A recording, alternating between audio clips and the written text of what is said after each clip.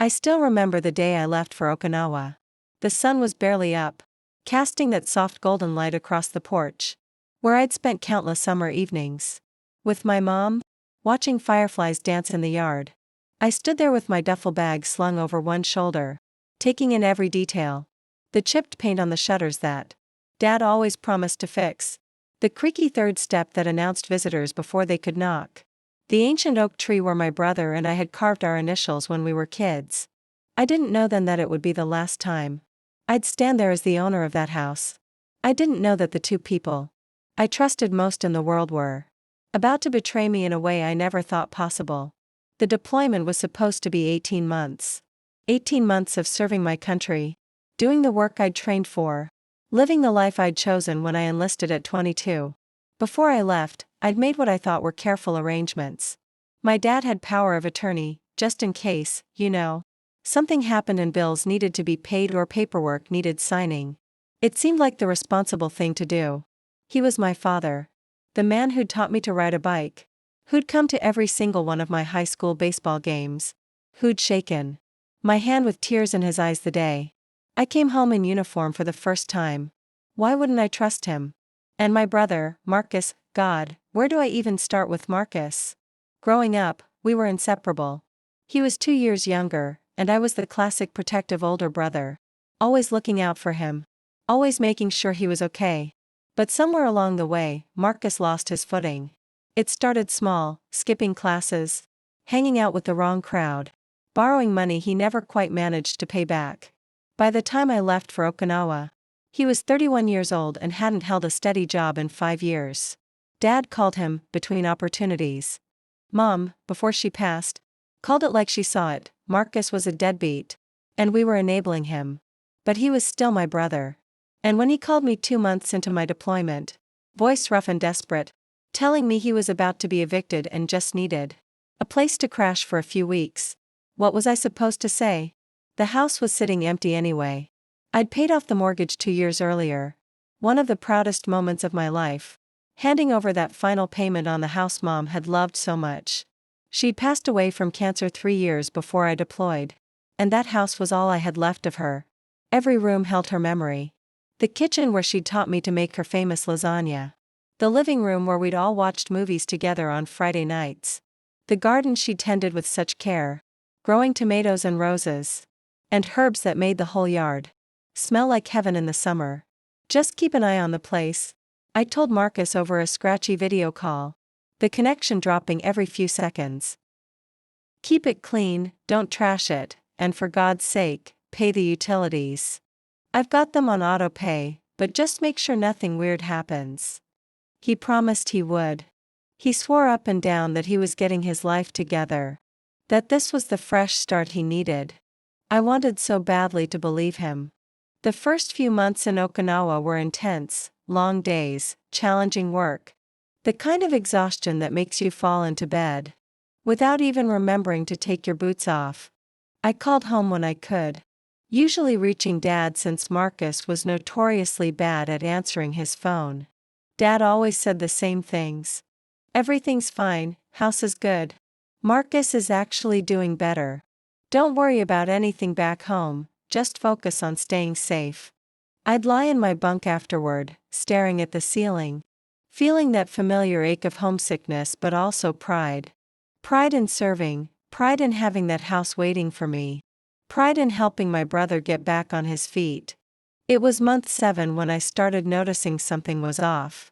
Marcus had gone completely silent, not unusual for him, but this felt different.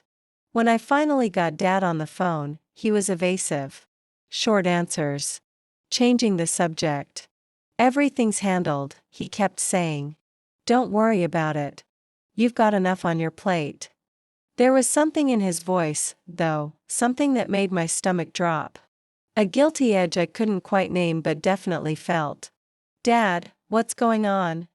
I pressed him, stepping outside the rec room to hear better over the noise. Is something wrong with the house? There was this long pause, so long I thought the call had dropped. Then he sighed, and I heard years of weariness in that sound. We had to make some decisions, son. Marcus was in a bad spot, and the house was just sitting there. And there were some opportunities. My blood went cold. What kind of opportunities? I demanded. What decisions? That's when he told me. Told me like it was the most reasonable thing in the world. Like he was explaining why he'd chosen one brand of coffee over another at the grocery store. He and Marcus had sold my house. My house. The house I'd worked 2 jobs to buy when I was 25. The house I'd poured my savings into. The house where my mother had lived her last good days before the cancer took her. They'd sold it 6 weeks earlier to some investment company for cash. We got a good price, Dad said, like that made it okay. And Marcus really needed the money. He was in deep with some people, son. Bad people. This solved a lot of problems. I couldn't breathe. I remember clutching the phone so hard my hand cramped. Standing in the humid Okinawa night with sweat running down my back and my entire world crumbling. That wasn't your house to sell, I said. And my voice sounded strange even to my own ears, too calm, too quiet. I didn't authorize that. You had power of attorney for emergencies? For paying bills if something happened to me. Not to sell my fucking house. Dad got defensive then. Said I didn't understand the situation. That I was half a world away and didn't know how bad things had gotten. That Marcus would have been killed if they hadn't come up with money fast. That as my father he'd made the hard choice I couldn't make. The next hours were a blur of frantic calls. I tried reaching Marcus straight to voicemail, over and over. I called the county recorder's office and confirmed it. The deed had been transferred. My name was gone. Some LLC I'd never heard of now owned my mother's house. I called a lawyer back in the States. Explained the situation with shaking hands.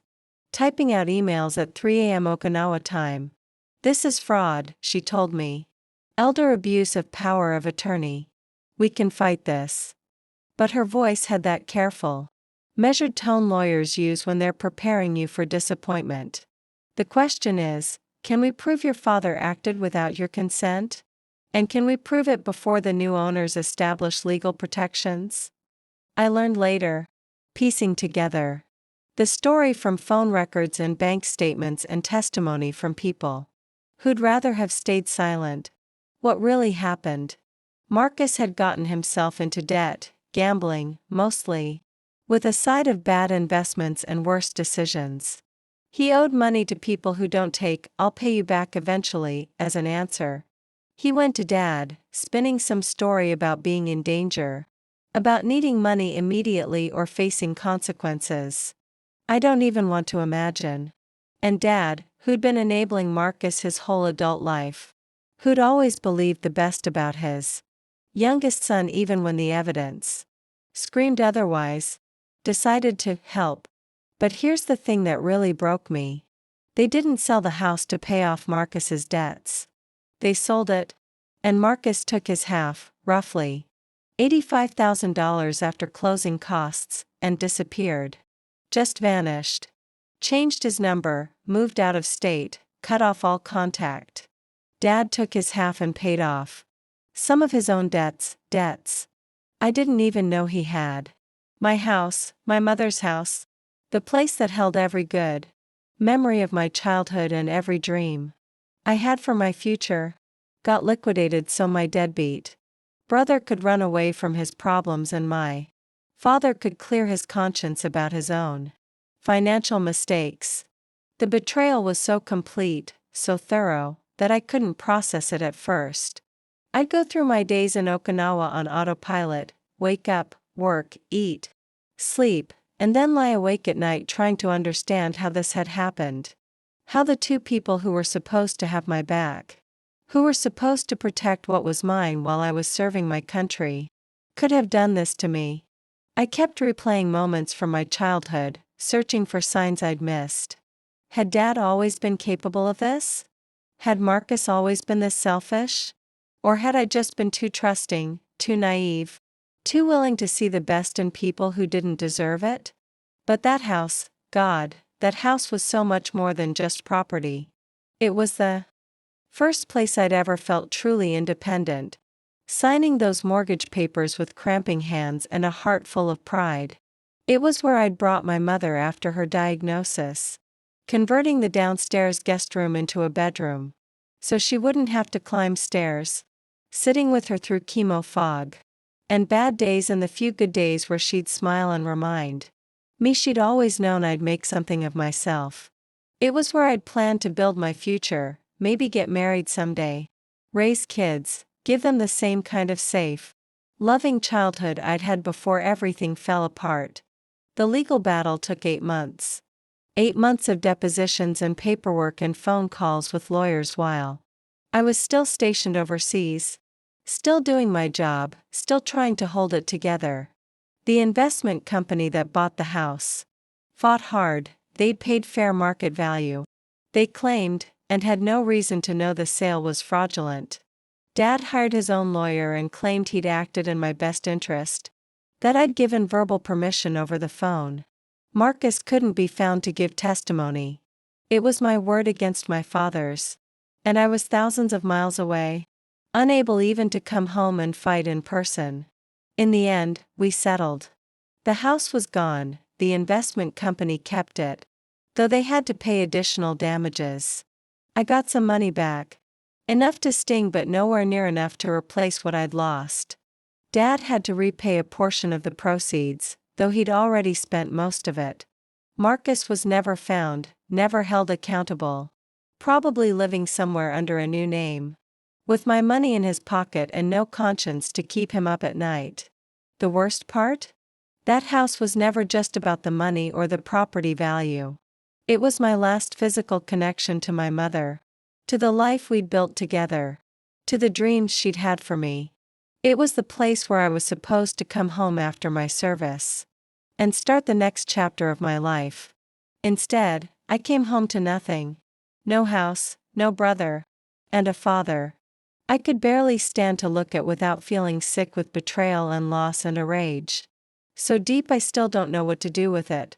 Some wounds don't heal. Some betrayals cut too deep to ever forgive. That's what I learned in Okinawa, serving my country while my family destroyed my life back home. And sometimes, the people who hurt you most are the ones who were supposed to love you best. Now I rent a small apartment, rebuilding from scratch what took me years to create. I haven't spoken to Dad in over a year, and Marcus remains a ghost.